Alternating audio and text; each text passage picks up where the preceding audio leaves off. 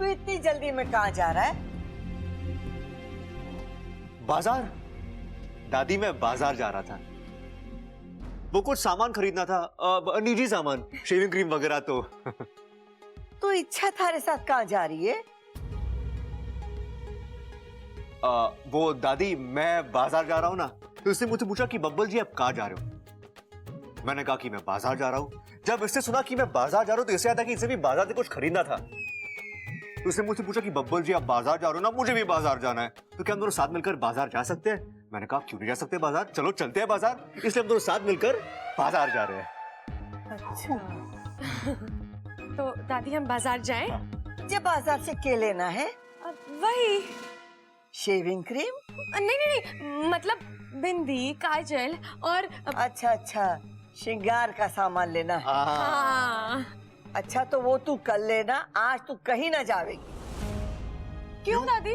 क्योंकि आज सोमवार है, तुझे मंदिर जाना है। शिव जी का अभिषेक है आज। आज तू अपने हाथ से शिव जी का अभिषेक करेगी ना, तो तुझे घना अच्छा आशीर्वाद मिलेगा। अरे मैंने तो थारे लिए पूजा की थाली भी तैयार कर दी है, मैं लेके आती हूँ। अब चलो यार, अच्छा कोई भी बहाना मारो और चलो। नहीं बब्बल जी, अगर दादी कोई और वजह देकर रोकती तो मैं बहाना मार लेती, लेकिन बात शिव जी के अभिषेक की है, मैं कोई बहाना नहीं देना चाहती। तो अब क्या, तुम जाओ मंदिर, मैं एक काम करके आता हूँ। लेकिन बब्बल जी मैं... तुम टेंशन मत लो, तुम्हारा काम है ना, तो मैं अपना समझ कर ही करूंगा। और वैसे भी हम दोनों के बीच कोई फर्क तो है नहीं, और करना क्या है, सुनार के पास जाना और ये जानकारी हासिल करनी है, वो मैं कर लूंगा। इसके बाद जो भी करना है हम दोनों मिलकर करेंगे। तुम कुछ मत सोचो, यूं गया और यूं आया।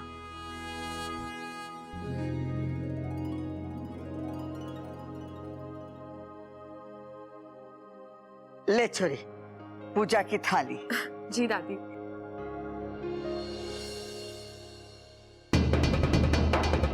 कर आखिरी बार शिव जी का अभिषेक कर, क्योंकि इसके बाद मैं सीधा तुझे उनके पास पहुंचाऊंगा। हेलो जी। आप चलेंगे शिव जी के मंदिर?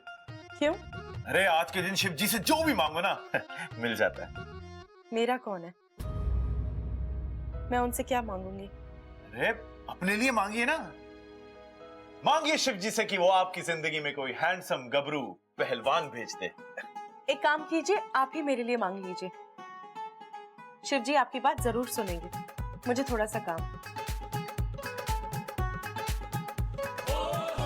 मांगूंगा तो मैं जरूर, और शिव जी मेरी बात सुनेंगे भी जरूर।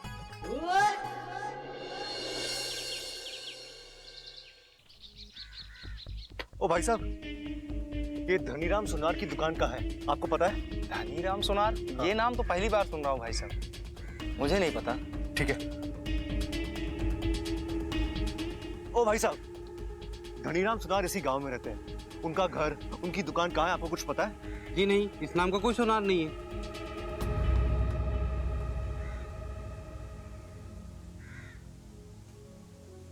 लगता किसी को ढूंढ रहे हो।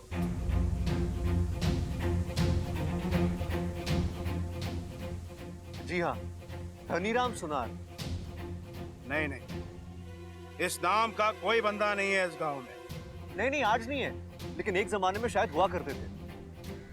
नहीं भाई, इस नाम का कभी कोई नहीं था यहाँ पर। आप खामखा अपना वक्त बर्बाद कर रहे हो। जाओ कहीं और जाकर ढूंढो। नहीं नहीं, मैं देखता हूँ, और एक दो लोगों से पूछकर शायद मुझे कुछ मिल जाए। मुझसे पूछ लिया ना, इतना काफी है। अब किसी और से कुछ पूछने की कोई जरूरत नहीं। आप कौन है? हाँ? इस गांव के मुखिया है आप? भगवान हो आप? आपको कैसे पता कि जो आपको पता है वही सही है? मैं किसी बुजुर्ग आदमी से पूछताछ करता हूँ, शायद उन्हें कुछ पता हो धनीराम के बारे में। कोई कुछ नहीं बताएगा आपको। आज से 20 साल पहले अगर उसने कोई लॉकेट बनाया भी था, तो उसे क्या याद रहने वाला है कि वो लॉकेट किसने बनवाया था, कब बनवाया था? देखो, बहस मत करो, तुम्हें इस गांव में कुछ नहीं मिलने वाला।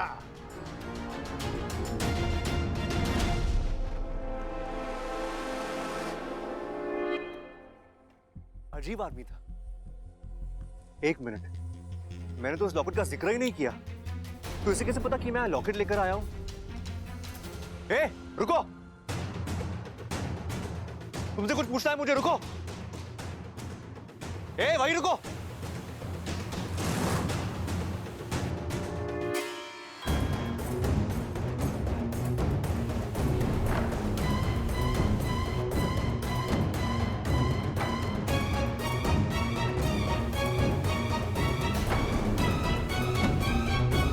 अरे, कहाँ गया?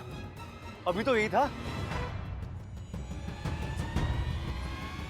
अरे अचानक ऐसे कैसे गायब हो गया?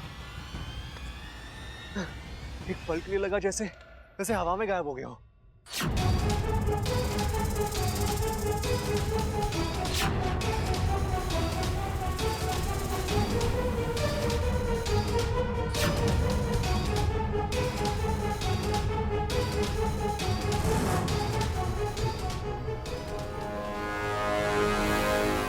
एक काम ठीक से नहीं होता इनसे।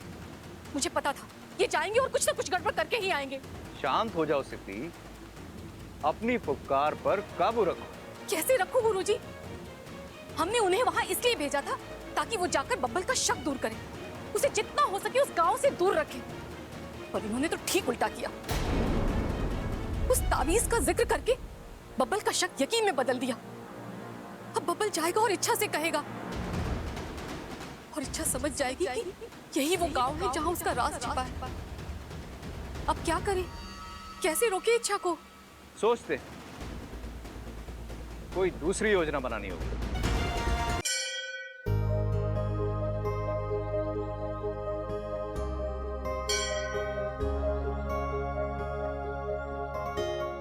अलग निरंजन, रुक जाओ लड़की। शिव जी के मंदिर आकर खाली हाथ लौट जाओगी? प्रसाद नहीं लोगी? जी प्रसाद मैंने मंदिर में ही ले लिया है। शिव जी की कृपा और शिव जी का प्रसाद जितनी बार भी मिले उसे मना नहीं करते। ये कैमूर के पहाड़ियों में बने हुए शिव जी के मंदिर का प्रसाद है। ये महाप्रत्यायकारी है। इसे खाओगी तुम्हारे मन की हर इच्छा पूरी हो जाएगी। लेकिन मैं ही क्यों? यहाँ इतने सारे लोग हैं, प्रसाद देने के लिए आपने मुझे ही क्यों चुना? मैं कौन होता हूँ तुम्हें चुनने वाला? अरे तुम्हें तो साक्षात शिव जी ने चुना है। उन्होंने खुद मुझे आकर सपने में आदेश दिया कि ये प्रसाद तुम तक पहुंचे। लो। अब लेकिन बाबा जी। देखो, भक्ति और पूजा में सवाल नहीं करते। जितने सवाल करोगी कृपा उतनी ही घटती जाएगी। ये प्रसाद लो।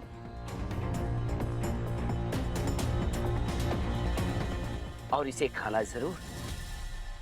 शिव जी हमारे आराध्य हैं, उनका प्रसाद मैं ना खाऊं ये तो हो ही नहीं सकता।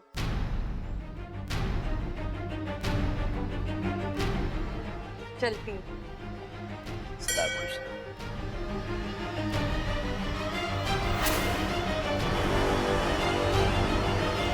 एक अच्छे नाग को फांसने का यही एक तरीका होता है।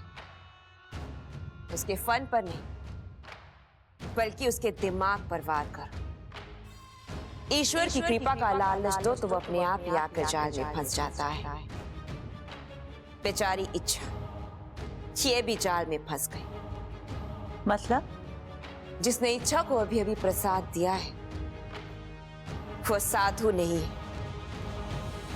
वो विषप्रीत, और उसने प्रसाद में थोड़ा सा जहर मिला दिया है। तो थोड़ा सा जहर क्यों मिलाया? ज्यादा जहर मिलाती तो। तुमने हमसे पूछा था ना कि हमने तुम्हें अभियान पर क्यों नहीं भेजा? क्योंकि तुम बहुत ही बड़ी बेवकूफ हो। आज भले इच्छा के शरीर में जहर नहीं है, लेकिन वो नागिन तो है ही। अगर जहर थोड़ा ज्यादा मिला दिया जाता तो उसे पता चल जाता कि उसमें जहर है। और फिर वो प्रसाद नहीं खाती।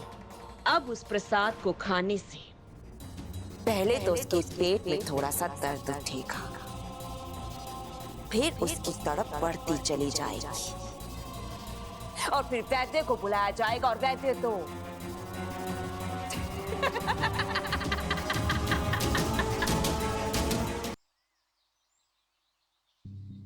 भाई साहब, यहाँ पे धनीराम ज्वेलर्स है, धनीराम ज्वेलर्स। नहीं देखा सर। पक्का? Thank you.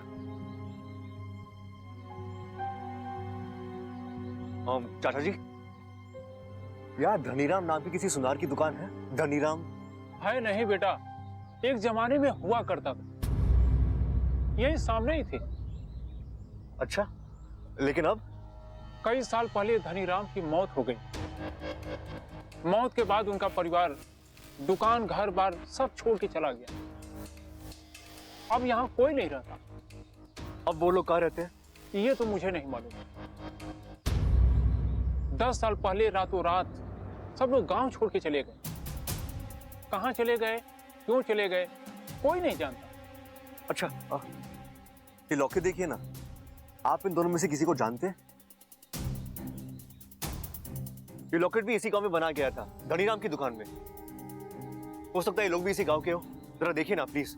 अरे ये तो अपना घनश्याम है। घनश्याम और उसकी पत्नी सुशीला इसी गांव के रहने वाले हैं। यहाँ तीसरी गली में उनका घर है। तीसरी गली में? हाँ। अच्छा, तीसरी गली में 5वां मकान। शुक्रिया, बहुत बहुत शुक्रिया। आप नहीं जानते आपने मेरा कितना बड़ा काम कर दिया है। Thank you.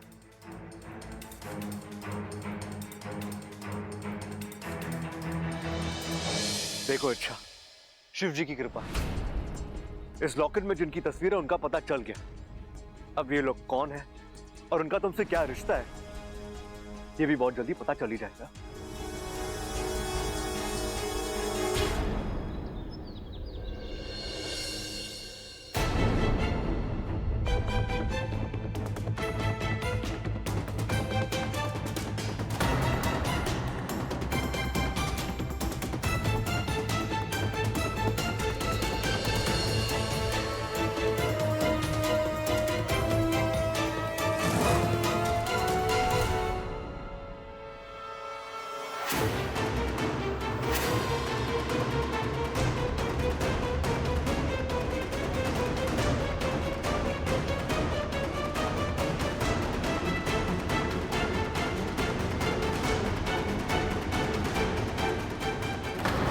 इच्छा, क्या हो गया तेरे को यार?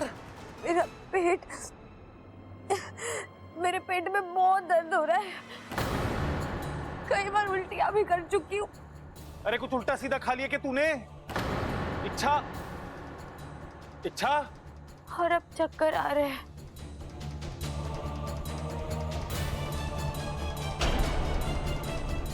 ये तो बेहोश हो गई। डॉक्टर को बुलाना पड़ेगा।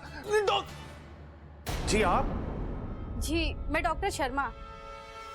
आपके घर में कोई इच्छा है ना? उन्होंने मुझे फोन करके बुलाया था। कह रही थी उनकी तबीयत ठीक नहीं है, उल्टियां हो रही है और चक्कर आ रहे हैं। कहाँ है वो? आइए आइए जी। ये इच्छा अभी अभी अभी बेहोश हुई है बस। मेरे को तो लगता है फूड पॉइजनिंग हो गई इसको।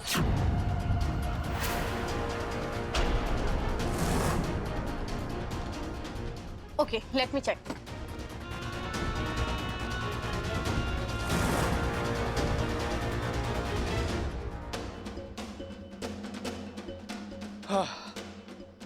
तीसरी गली 5वां घर, यही घर बताया था।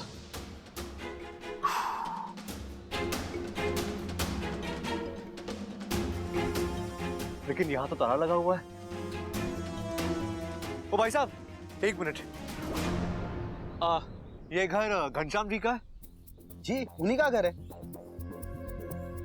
आपको पता है वो कहाँ गए और कब तक वापस आएंगे?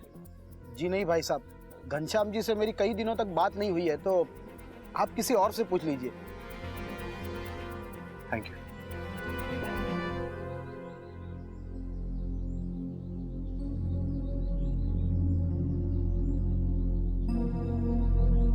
ओ काके, एक मिनट इधर आ। की गल है जी? तुझे पता है यार रहने वाले घनश्याम चाचा कहाँ हैं? काके को ना पूरे पिंड की सारी खबर होती है। अच्छा, तो जल्दी से बता। ना जी ना, काका वड्डा से आना है, किसी अजनबी के सामने मुंह नहीं खोलता है। अगर वो अजनबी तुझे ढेर सारे चॉकलेट्स और आइसक्रीम खिला दे तो? आइसक्रीम खिलाने वाले अजनबी थोड़ी होते हैं। हाँ, ये हुई ना बात। चल बता। पहले पैसे निकाले आइसक्रीम के। हे भगवान, ये आजकल के बच्चे। ये ले, अब बोल। घनश्याम तो जी कल रात ही घर छोड़ के चले गए। घर छोड़ के चले गए? कहाँ? वो मैंने क्यों पता? काका छोटा है, बड़े लोग सारी बातें थोड़ी मुझे बताते हैं। ये बात भी सही है। अच्छा ये बता, तुझे ये कैसे पता कि वो घर छोड़ के चले गए? कल सुशीला चाची हमारे घर आई थी और मम्मी को कह रही थी कि हम हमेशा हमेशा के लिए गांव छोड़ के जा रहे हैं, वापस कभी नहीं आएंगे। चल जा।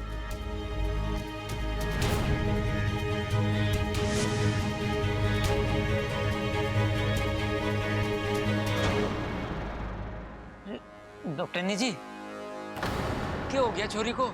कोई घबराने की बात तो ना है? नहीं, हल्का सा फूड पॉइजनिंग हुआ है। मैं इंजेक्शन दे देती हूँ, जल्दी ठीक हो जाएंगी। हाँ हाँ।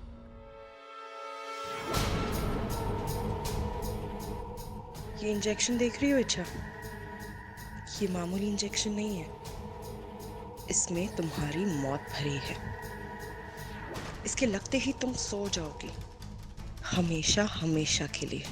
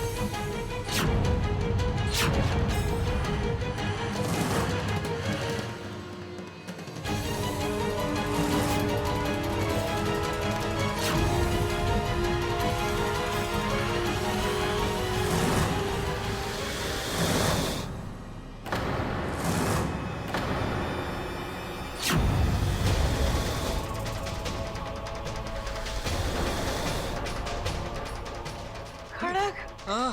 देख तो कितना बड़ा नाग है। हे शिव जी, अब ये नाग कहाँ से आ गया? ये तो हमारी तरफ ही आ रहा है।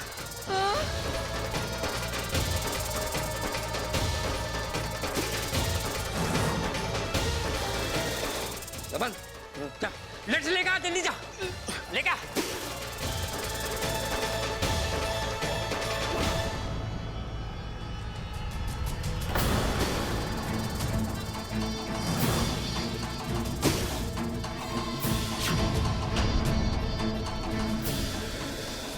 नाग यहाँ?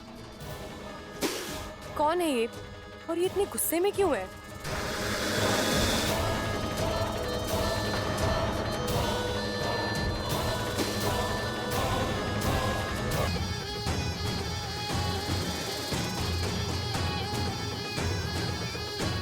समझ, जल्दी आ, जल्दी आ।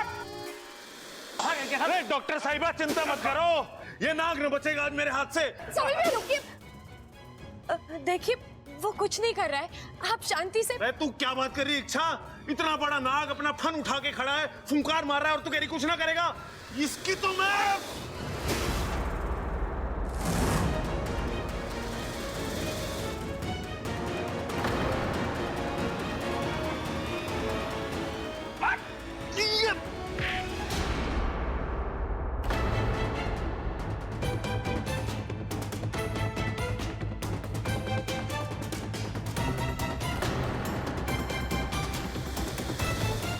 ये नाग कहाँ से आ गया?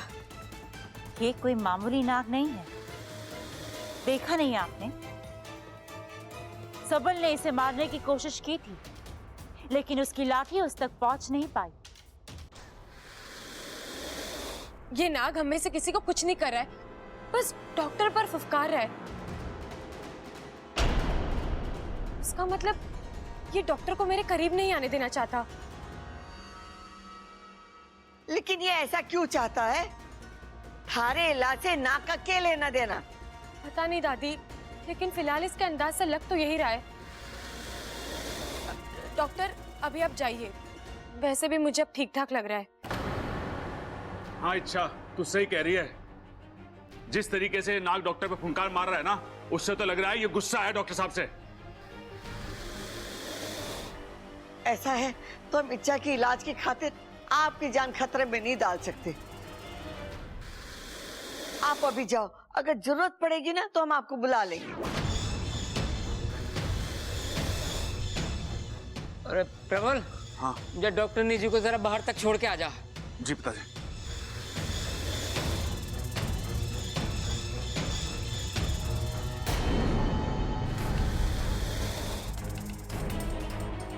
क्यों तू जा रहा है?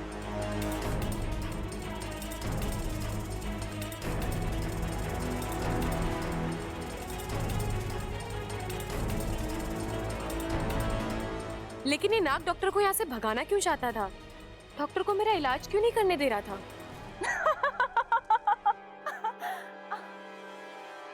क्या कहा था आपने कि विश्वप्रीत मुझसे ज्यादा चालाक है, मुझसे ज्यादा ताकतवर है, मौका देखकर दाव खेलती है और जो दाव खेलती है जीतकर भी दिखाती है। अब क्या हुआ? कहाँ गई उसकी ताकत? एक नाग से घबराकर भाग गई वो। अपनी आंखें खोलो और ध्यान से देखो। वो नाग कोई मामूली नाग नहीं था। उसका आवेश, उसकी फुफकार, उसकी नागमणि, उसकी हर चीज में एक दैविक अंश था। मतलब हम तुम्हें बाद में समझाएंगे। फिलहाल हमें यह पता लगाना है कि वो नाग आखिर था कौन और उसे भेजा किसने था।